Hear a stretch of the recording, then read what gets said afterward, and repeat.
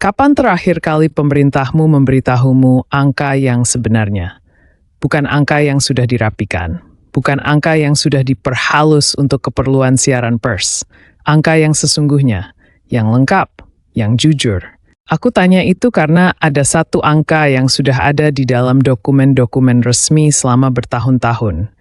Dicetak, diarsipkan, bisa diakses siapa saja yang mau mencarinya, tapi hampir tidak pernah muncul di berita utama. Tidak pernah menjadi tajuk diskusi publik. Tidak pernah viral di media sosial. Indonesia dalam 10 household jadi salah satu 2 dari 10 negara dunia yang secara aktif mengekspor teknologi kereta api buatan sendiri selain. Bukan mengimpor, mengekspor. Ke Bangladesh, ke Filipina, ke Afrika. Dan hampir terhadap ke Mesir Korea. Danger mecha kemation itu tidak mindful yang koneksi worth. Bukan harus main bebas, meskipun luar biasa. Tapi karena sesuatu yang sepenting ini, sesuatu yang seharusnya menjadi kebanggaan nasional yang dibicarakan di ruang-ruang kelas, di kantor-kantor, di warung kopi, justru tersimpan diam-diam di dalam laporan tahunan yang tidak pernah dibaca siapapun. Sesuatu sedang bergeser di sektor infrastruktur Indonesia. Bergeser dengan cepat. Dengan cara yang konsekuensinya akan terasa selama puluhan tahun ke depan. Dan tidak cukup banyak orang yang benar-benar memperhatikannya. Hari ini kita akan membuka arsip itu. Sepenuhnya. Dengan jujur.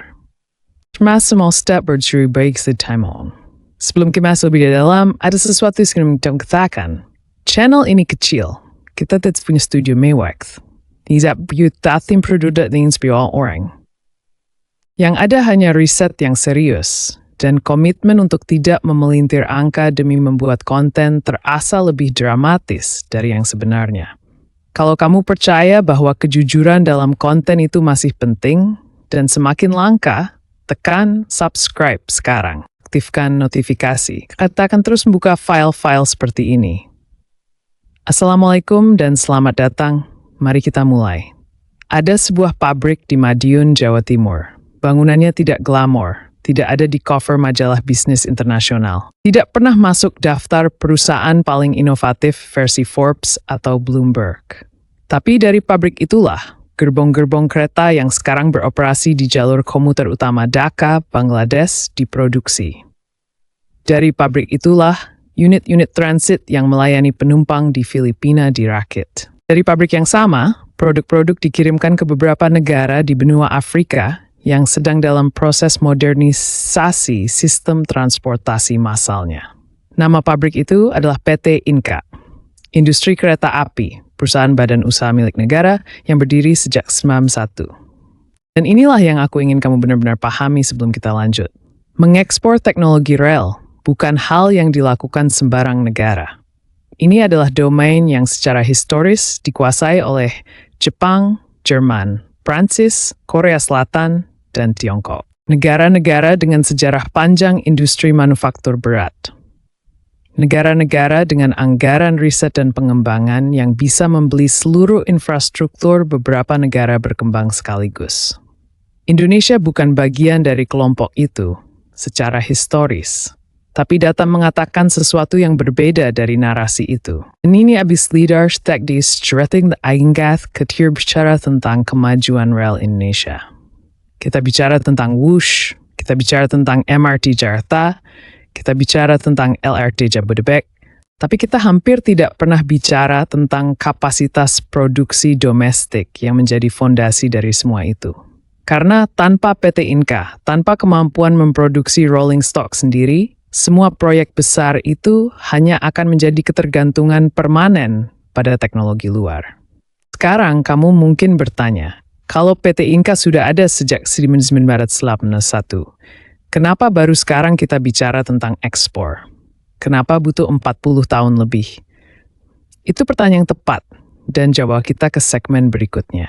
Ada sebuah konsep dalam ekonomi pembangunan yang disebut industrial policy, kebijakan industri yang aktif dan disengaja dari pemerintah untuk membangun kapasitas dalam negeri di sektor-sektor strategis. Ini bukan konsep baru, pasca Perang Dunia Kedua. Korea Selatan melakukannya di era 60-an hingga 1990-an. Tiongkok melakukannya secara masif mulai tahun 90-an. Tapi melakukannya dengan benar membutuhkan satu hal yang paling sulit dipertahankan dalam politik demokratis manapun. Konsistensi jangka panjang. Dan inilah yang membuat apa yang terjadi di Indonesia dalam 10 tahun terakhir menjadi menarik secara struktural. Bukan karena proyek-proyeknya tidak pernah bermasalah. Mereka bermasalah, dan kita akan bicara tentang itu. Tapi karena ada benang merah kebijakan yang tidak putus meskipun kepemimpinan berganti. Wush! Kereta cepat Jakarta-Bandung adalah proyek pertama kereta cepat yang beroperasi penuh di seluruh Asia Tenggara. Kecepatan maksimum 350 km per jam. Jarak 142 km. Ditempuh dalam waktu kurang dari 40 menit. Dan proyek ini, yang dimulai dengan segala kontroversinya, dengan pembengkakan anggaran hampir 1,2 miliar dolar dari estimasi awal, tetap dilanjutkan. Bukan karena tidak ikat emas, tapi karena ada keputusan kelembaga lebih kuat dari gratisan yang hikor. Bandingkan ini dengan pola yang berulang di banyak negara berkembang lainnya, termasuk beberapa tetangga ASEAN kita, di mana pergantian pemerintah hampir selalu diikuti dengan pembekuan proyek, kajian ulang yang memakan waktu bertahun-tahun, dan pada akhirnya proyek baru yang lebih sesuai dengan agenda politik yang baru. Sementara infrastruktur yang lama tetap setengah jadi. Indonesia tidak kebal dari dinamika politik. Tapi dalam konteks infrastruktur rel, ada sesuatu yang berhasil dijaga. Dan itu bukan hal kecil. MRT Jakarta sekarang sedang dalam pembangunan fase ketiga. Fase pertama, 16 km dari Lebak Bulus ke Bundaran HI, dibiayai sebagian besar oleh Jepang melalui JICA dengan biaya sekitar 1,1 miliar Amerika Serikat. Remarsutel, merpandang gemiking alaragetak tu semigin yu angemi, menlan sekitar berta etsyu per hesfroth. Dan fase ketiga yang sedang dibangun akan memperluas jangkauan ke utara dan timur Jakarta dengan investasi yang diperkirakan melebihi 2 miliar dolar. 3 fase, 3 masa kepemimpinan gubernur yang berbeda. Proyek tetap berjalan. Itu bukan kebetulan. Itu ada hasil dari sebuah sistem yang berhasil yang tidak cemgini misas ka amberhenyuin bersiklus ordath putih fornubung. Yen. I've titik di mana guru berdasar iwing. Indal ada sisu di booth writing yang ciburi kita baitin. Dual marriage workout straight spreath. Itu adalah estimasi total utang badan usaha milik negara Indonesia. Sebagian besar diakumulasikan melalui proyek-proyek infrastruktur besar berdasarkan analisis terbaru dari MF dan lembaga pemeringkat internasional. 200 miliar dolar. Untuk konteks, itu lebih dari 2 lipat total proyek domestik Vietnam pada season Islam. Sekarang nanti yang seperti itu ada sudah industri. Sain di harga yang sungguh penting.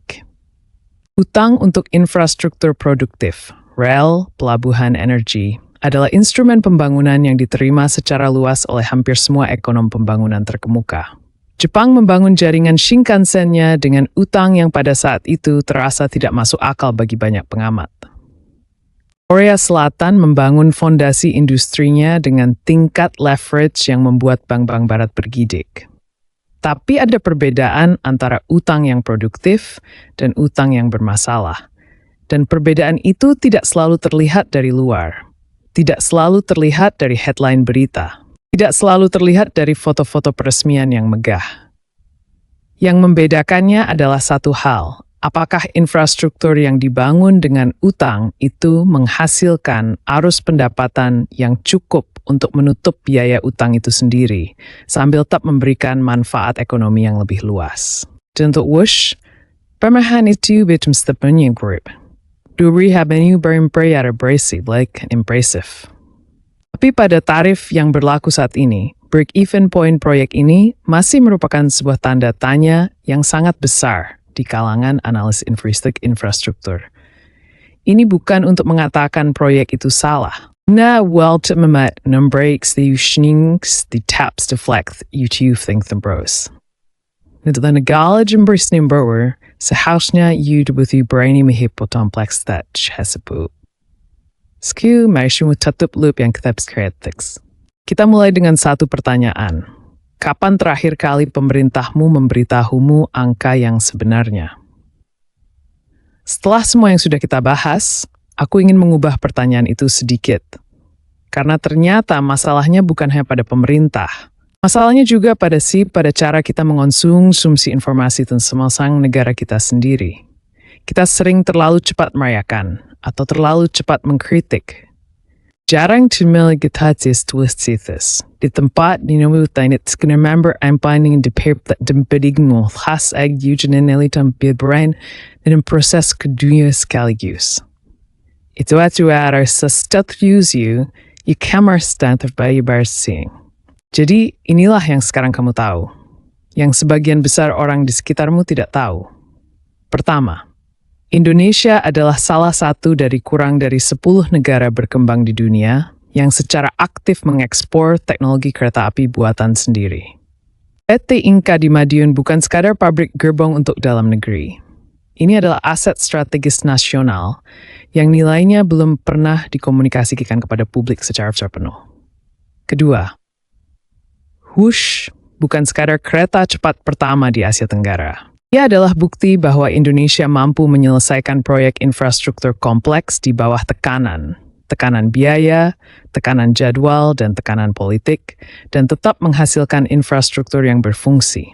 Itu kapasitas kelembagaan yang tidak bisa dibangun dalam semalam. Ketiga, MRT Jakarta yang dibiayai Jepang dan Whoosh yang dibiayai Tiongkok bukan kebetulan. Ini adalah strategi diplomatik ekonomi yang sangat disengaja. Memposisikan Indonesia sebagai mitra strategis bagi dua kekuatan yang sedang bersaing dan mengekstrak nilai dari keduanya secara bersamaan. Keempat, $200 miliar UBUN adalah angka yang nyata dan penting. Bukan untuk membuat panik, tapi untuk memastikan bahwa perayaan atas pencapaian infrastruktur ini dibarengi dengan pertanyaan yang tepat tentang keberlanjutannya. Dan kelima, yang mungkin paling penting, Jakarta ke Surabaya dengan kereta cepat 750 km, 20 hingga $25 miliar adalah proyek yang sedang direncanakan secara serius. Jika terwujud, ini akan menjadi koridor kereta cepat terpanjang di Asia Tenggara. Dan Indonesia sudah membuktikan bahwa mereka memiliki kapasitas untuk menyelesaikan apa yang dimulai. Apakah semuanya akan berjalan sempurna? Tidak. Tidak pernah ada yang berjalan sempurna di skala ini. Tapi pertanyaannya bukan apakah sempurna. Pertanyaannya adalah apakah arahnya benar. Dan berdasarkan semua data yang sudah kita lihat hari ini, jawabannya dengan segala nuansa dan kompleksitasnya adalah ya. Itu Indonesia yang jarang terlihat dari permukaan. Dan itu Indonesia yang paling penting untuk kamu pahami. Bukan sebagai penonton, tapi sebagai bagian dari bangsa yang sedang membangun sesuatu yang belum pernah ada sebelumnya di kawasan ini.